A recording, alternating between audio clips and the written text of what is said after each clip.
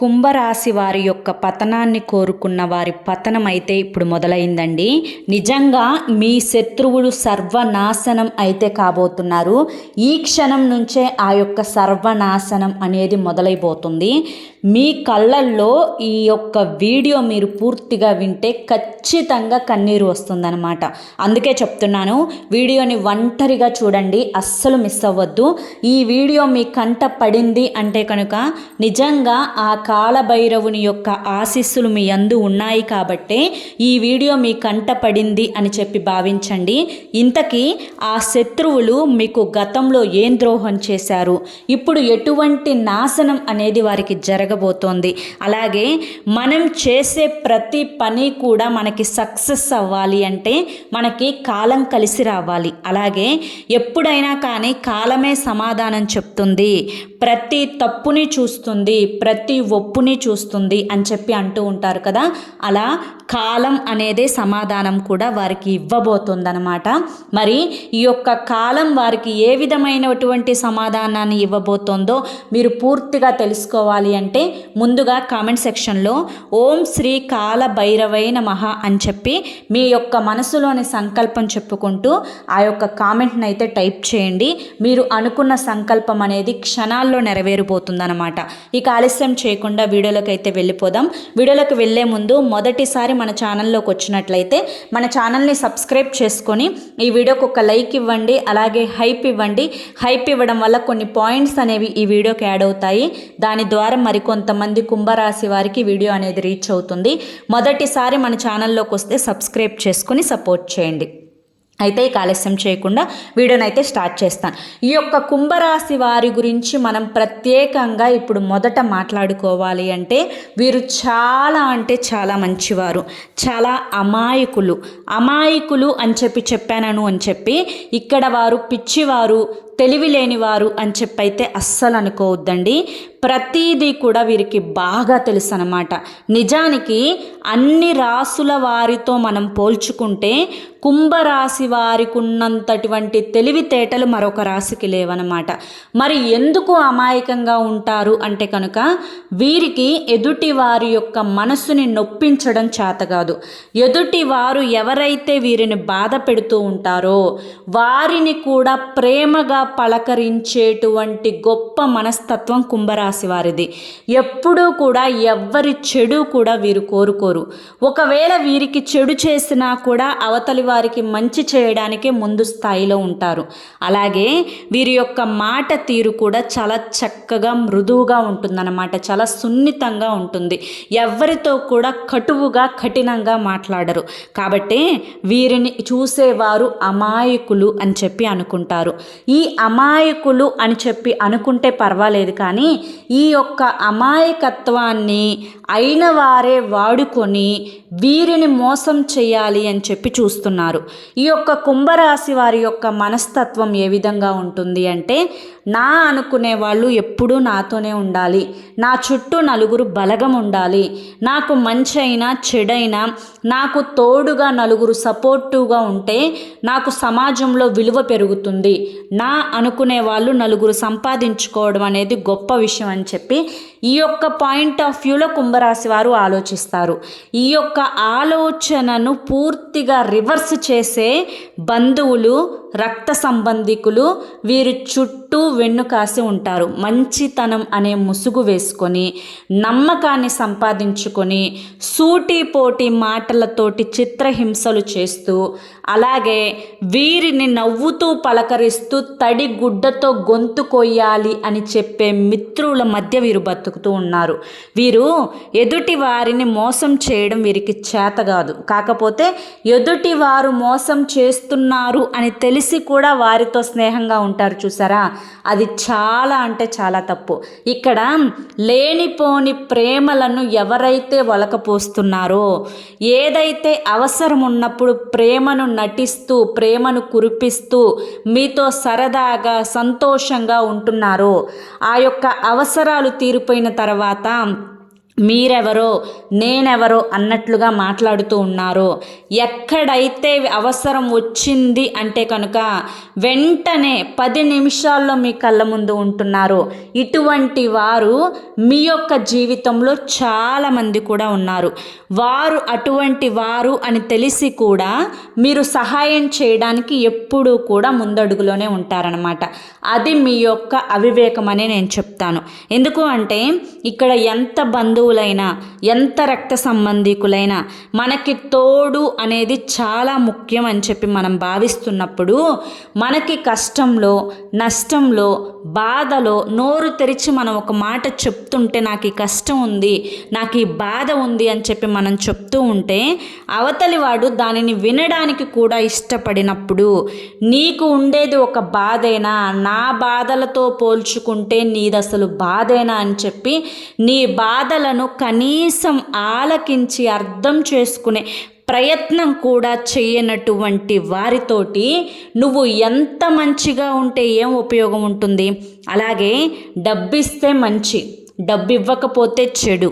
ఇక్కడ కట్టుకున్న బంధం దగ్గర నుంచి, కడుపున పుట్టిన పిల్లల దగ్గర నుంచి, తోబుట్టువుల దగ్గర నుంచి, కనీసం నీ యొక్క ఇంటి పార్టీ పేరుతో ఉండేటువంటి వారు ఎవరైతే ఉన్నారో వారితో సహా అవసరం కోసం మాత్రమే కుంభరాశి వారి దగ్గరికి వస్తారు.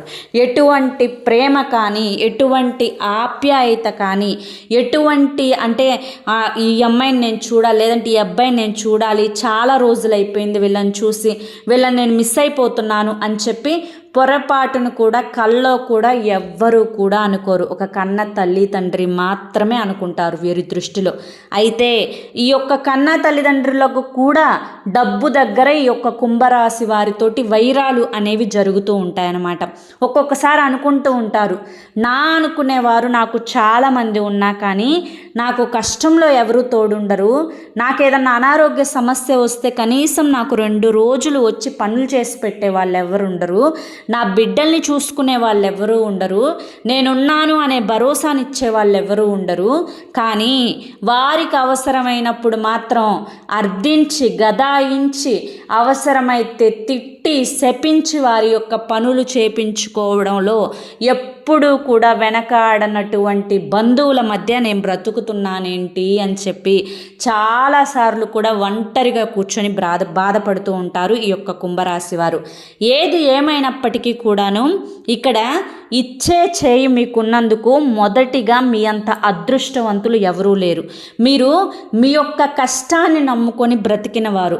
ఎదుటి వారు చేసే అవమానాలు, దేనికోసం వీళ్ళు మనల్ని అవమానిస్తున్నారు, లైఫ్లో ఏది సాధిస్తే విలువ అనేది ఉంటుంది, ఈ యొక్క డబ్బు గురించి ఎంతవరకు కూడా ఎంత కష్టపడాలి, ఎంత సంపాదించాలి అనే ఆ ఒక్క టార్గెట్ అనేది చిన్న వయసులోనే మీకు వచ్చేస్తుంది అన్నమాట.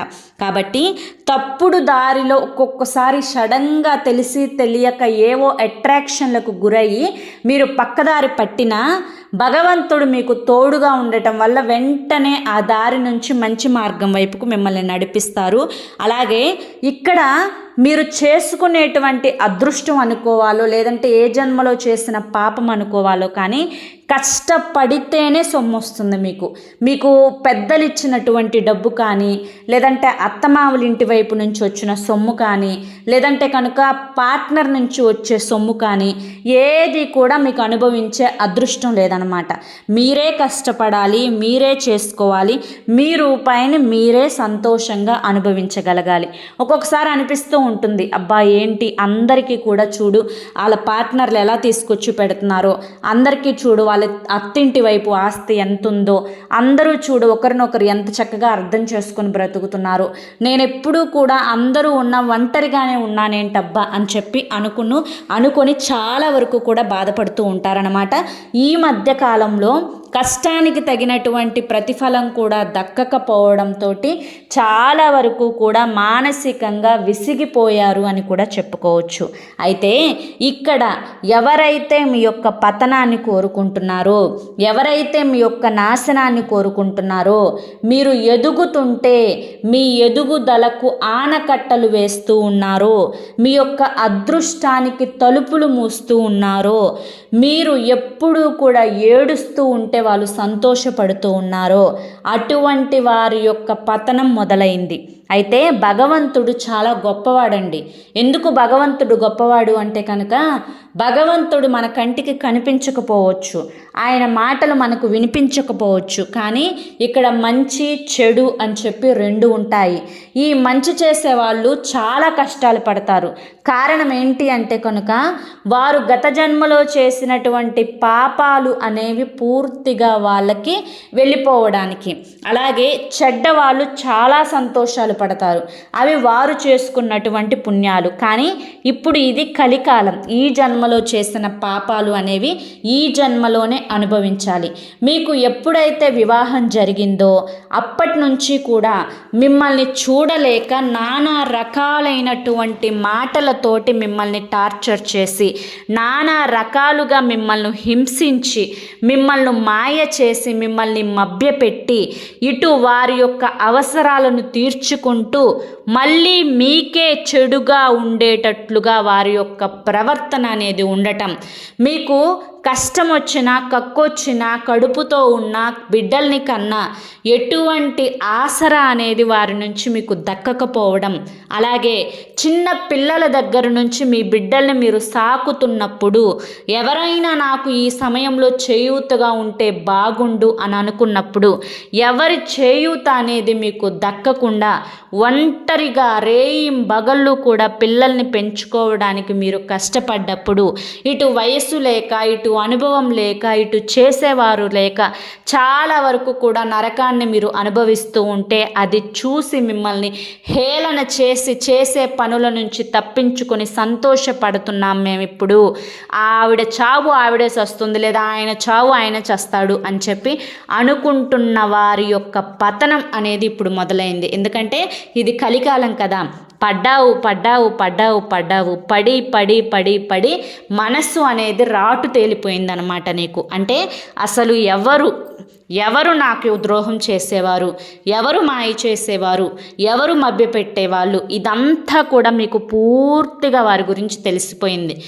గతంలో మీకు వారితో మాట్లాడాలి అంటేనే భయం వేసేది, వారితో పలకాలి అంటేనే ఏమంటారు అని చెప్పి కంగారు పుట్టేది. కానీ ఇప్పుడు అలా కాదు, మీరు ఎదుటి వారికి ధైర్యంగా సమాధానం చెప్పగలుగుతున్నారు. మీకు ఒకవేళ నష్టం జరుగుతుంది, హాని కలుగుతుంది అంటే కనుక వెంటనే స్పందించగలుగుతున్నారు. ఎందుకంటే ఒక్కొక్క సంవత్సరం పెరిగే కొద్దీ అనుభవం పెరుగుతుంది, మనుషుల యొక్క వ్యక్తిత్వాలు కూడా పెరుగుతాయి.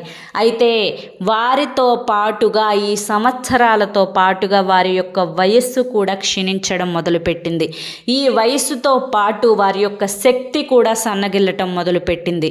అయితే ఇక్కడ ఇప్పుడు గతంలో చేసినటువంటి పాపాలు అనేవి వారు ఏ రోజు కూడా మేము తప్పు చేశాము అని చెప్పి బాధపడిందే లేదు, ఎక్కడా కూడా రాజీకి వచ్చిందే లేదు, ఎక్కడా కూడా మిమ్మల్ని ప్రేమగా చూసిందే లేదు. కానీ ఇప్పుడు కన్నా, అమ్మ, బుజ్జి, బంగారం, మీరే నాకు అన్నీ అని చెప్పి మిమ్మల్ని మాయ చేయడం, లేనిపోని ప్రేమలను వలకపోయడం, ఎక్కడికక్కడ మిమ్మల్ని ఆకట్టుకునే ప్రయత్నం చేయడం, నలుగురిలో మీ యొక్క గొప్పతనాన్ని పొగిడే ప్రయత్నం చేయడం, ఇలా అన్నీ కూడా ఒక్కొక్కటి కూడా మీకు అనుకూలంగా జరుగుతున్నాయి.